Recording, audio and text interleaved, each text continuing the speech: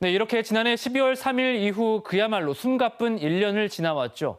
계엄과 탄핵의 과정에서 특히 광주 전남 시민들에게 뜻깊었던 대목은 앞서 보셨던 대한민국 민주주의가 광주에 빚을 졌다는 박찬대 당시 민주당 원내대표의 발언이었을 텐데요. 이번에는 박찬대 의원 연결해 지난 1년에 대해 이야기 나눠보겠습니다.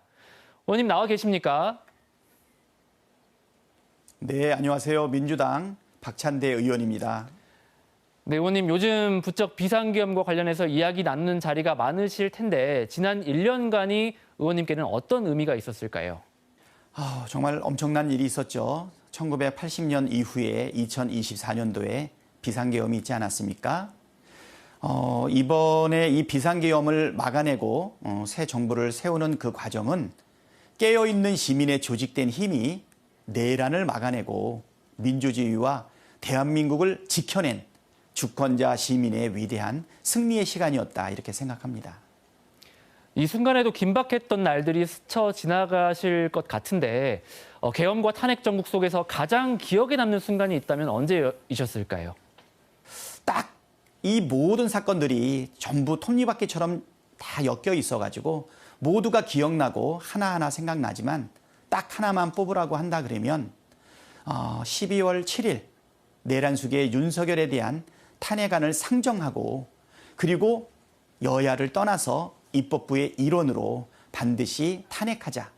국힘당의 의원 이름을 108명을 한 명 한 명 불러가면서 국민과 함께 호소했던 그 순간이 기억이 많이 납니다.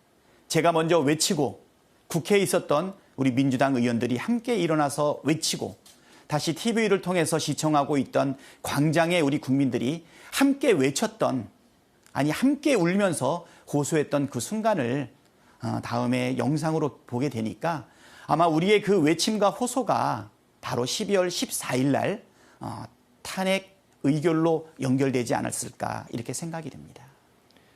말씀하신 12월 14일 바로 그날 이런 말씀을 하셨습니다. 과거가 현재를 도울 수 있는가라는 질문에 그렇다고 답하고 싶다. 1980년 5월이 2024년 12월을 구했기 때문이다. 이 말이 이제 광주 전남 지역민들에게 큰 울림을 줬는데 당시에 어떤 배경에서 이런 언급을 하신 건지도 궁금합니다. 12월 14일 날 거듭된 탄핵안 상정에 대해서 많은 의원들이 염려하고 만류하고 반대도 했지만 반드시 우리가 탄핵안을 의결해야 되겠다라는 간절한 마음으로 광주 영령과 광주를 생각하면서 아마 그 연설을 시작하지 않았나.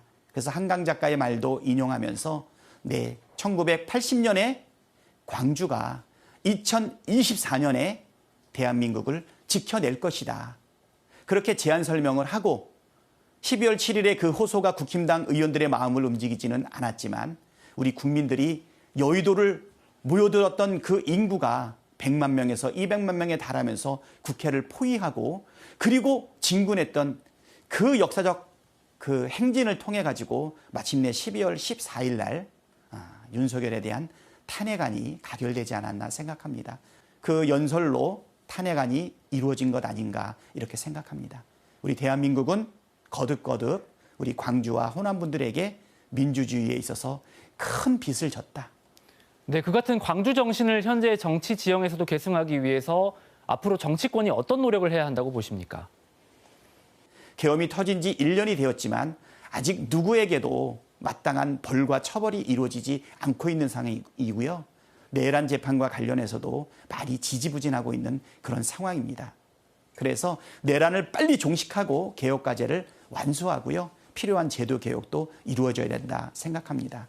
어제 법사위에서 내란 전담 재판부에 대한 것, 그다음에 판검사들의 법 왜곡에 대해서 확실하게 처벌할 수 있는 법안에 대한 소위가 통과가 되었는데요. 마지막까지 우리 대한민국 민주주의를 지키기 위한 노력이 이루어져야 된다. 광주 정신으로, 호남 정신으로 우리 민주당이 반드시 국민과 함께 해나가겠습니다. 네, 말씀하신 대로 민주당이 사법개혁에도 속도를 내고 있습니다. 핵심 과제가 내란 전담 재판부 언급하셨던 그 설치인데 어디에 방점을 두고 있는지 궁금하고요. 그리고 사법부 독립성 침해 등의 우려도 있는데 이것에 대해서는 어떤 입장이신가요? 생방송으로 지켜보고 있는 그 재판 보셨습니까? 히히덕거리고 농담 따먹게 해나가고 그리고 법정에 어떤 권위도 없습니다. 민주주의의 큰 위기인 내란을 막아내기 위해서 확실하게 처벌하기 위해서 법의 엄정함을 전혀 보여주지 못하고 있는 사법부는 스스로 독립성을 논하기 이전에 스스로 신뢰를 높이기 위한 노력을 해야 된다고 생각합니다. 위헌 논란이 있다고요? 그렇지 않습니다. 전담재판부 여러 번의 사례가 있고요. 빨리 내란 재판 속도를 가하고 여의치 않으면 전담재판부를 통해서 분명한 역사적 단죄 그리고 심판을 통해서 다시는 대한민국의 민주질서를 해치는 그런 쿠데타가 일어나지 않게끔 막는 것이 지금 저희에게 주어져 있는 시대적 소명이라고 생각합니다.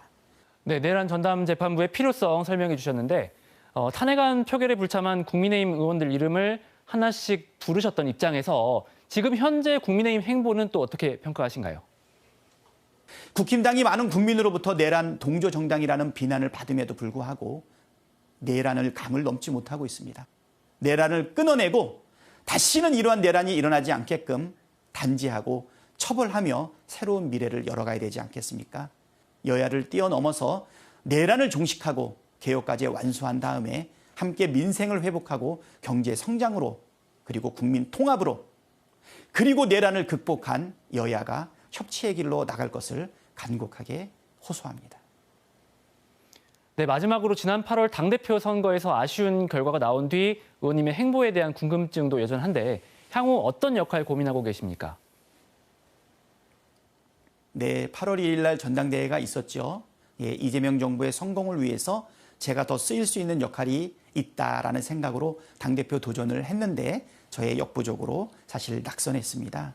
관세 협상, 통상 문제, 경제 회복, 그리고 미래의 먹거리 개발, 여러 가지 이런 것들에 대해서 어떻게 제가 저에게 주어진 역할을 감당할 수 있을지 잘 살피고 이러한 불안정성이 해소되는 시점쯤 되면 제 길을 선택해야 되지 않을까 이렇게 생각합니다.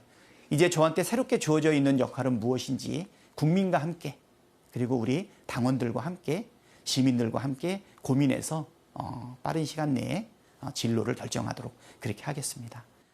네, 의원님 앞으로의 행보도 관심 있게 지켜보도록 하겠습니다. 오늘 말씀 감사합니다. 네, 감사합니다. 네, 지금까지 더불어민주당 박찬대 의원과 함께했습니다.